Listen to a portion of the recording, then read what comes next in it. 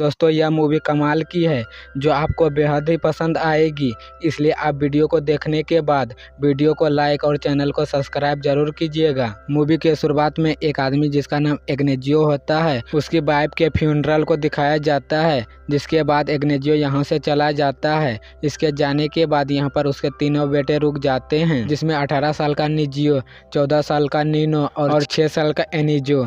यह तीनों यहाँ पर अकेले रह जाते हैं। एनिजियो अपने बेटे और घर को देखने के लिए एक एंजेला नाम के लेडी को काम पे रख लेती है, जो कि बहुत ही ब्यूटीफुल होती है। वह कुछ दिन में सबका अच्छे से ख्याल रखने लगती है, लेकिन नीनो और एंजिनो एंजेला से अट्रैक्ट हो जाते हैं और उसके साथ इंटीमेट होने की सपने लेकर उसके पास जाने के बहाने ढूंढने लगते हैं। और नीनो तो किसी भी हालत पर एंजेला को पाना चाहता है, क्योंकि वह काफी ठरकी लड़का था, इसलिए वह उसके बीच में जो भी आता है उसका काम गड़बड़ा देता है। फिर कुछ दिनों तक ऐसा ही चलता रहता है और फिर एक दिन एंजेला अपना काम कर रही होती है तो इग्नेजियो एंजेला की झुकी पोजीशन देखकर उसके मुंह से लार टपकने लगते हैं। इसके बाद उसके मन में एंजेला के साथ इंटीमेट होने का ख्याल आते हैं। वह भी अपने बेटे की तरह उसे पटाने के लिए अलग अलग तरीके आजमाते हैं। एक दिन वह अपने मरे हुए वाइफ की फोटो के सामने बोलता है कि काफी दिन हो चुके हैं और अब उसे प्यार की जरूरत है, इसलिए वह एंजेला से शादी करने वाला है।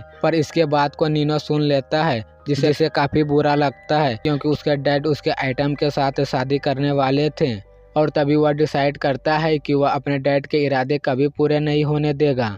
और फिर एक रात जब इग्नेजियो एंजेला के रूम में जाता है तो नीनो यह देखकर विंडो तोड़कर अलार्म बजा देता है, जिससे घर के सभी लोग जग जाते हैं और इग्नेजियो जल्दी से वहां से निकल जाता है। और फिर अगले दिन यहाँ पर पुलिस आ जाती है, क्योंकि सबको लग रहा था कि रात को चोर आया था और इसी वजह से एंजेला का रूम भी चेंज कर दिया जाता है, जो कि अब इग्नेजियो के रूम से काफी दूर होता है। यह देखकर इग्नेजियो काफी परेशान हो जाता है और वह टाइम वेस्ट न करते हुए एंजेला को प्रपोज कर देता है और एंजेला भी मान जाती है, जिसके बाद यह दोनों शादी करने का फैसला करते हैं।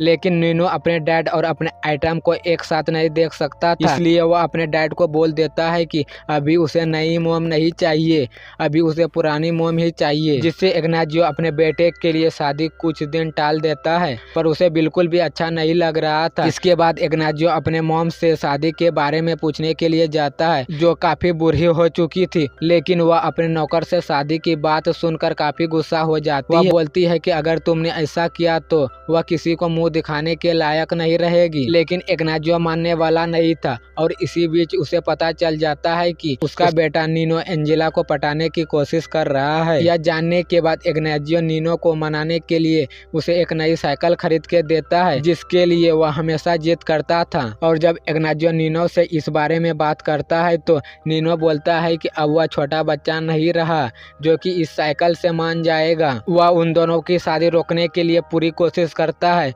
जिसके बाद नीनो एंजेला के और करीब आने लगता है।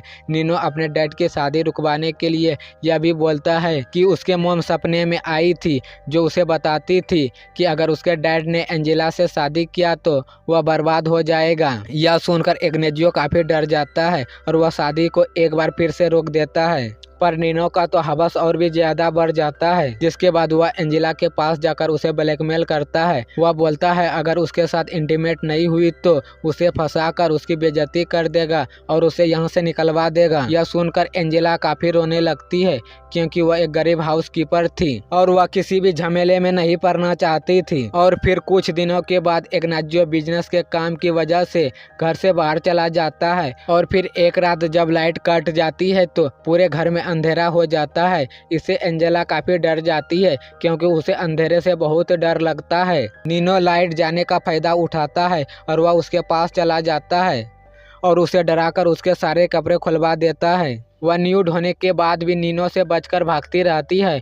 कुछ देर बाद जब वह थक जाती है तो उसके साथ इंटीमेट हो जाती है। नीनो को अब वह सब मिल जाता है जिसे पाने के लिए वह कब से कोशिश कर रहा था। फिर कुछ दिनों के बाद एंजेला और इग्नेजियो शादी कर लेता है, जहां एंजेला नीनो को देखकर स्माइल करती है। अब तो इसके बाद इन दोनों का अफेयर चलने लगता है। अब तो और नीनो खूब मजे करेगा। और इसी के साथ यह कहानी यहीं पे ख़त्म हो जाती है। सो दोस्तों, यह कहानी आपको कैसा लगा हमें कमेंट करके ज़रूर बताएं। बाकी इसी तरह के कहानी के लिए हमारे चैनल को ज़रूर सब्सक्राइब करें। छोटे छोटे बच्चे हैं मेरे पास कुछ नहीं है, पर भाई इस चैनल को सपोर्ट करना ये मेरी रोजी रोटी है बेटा।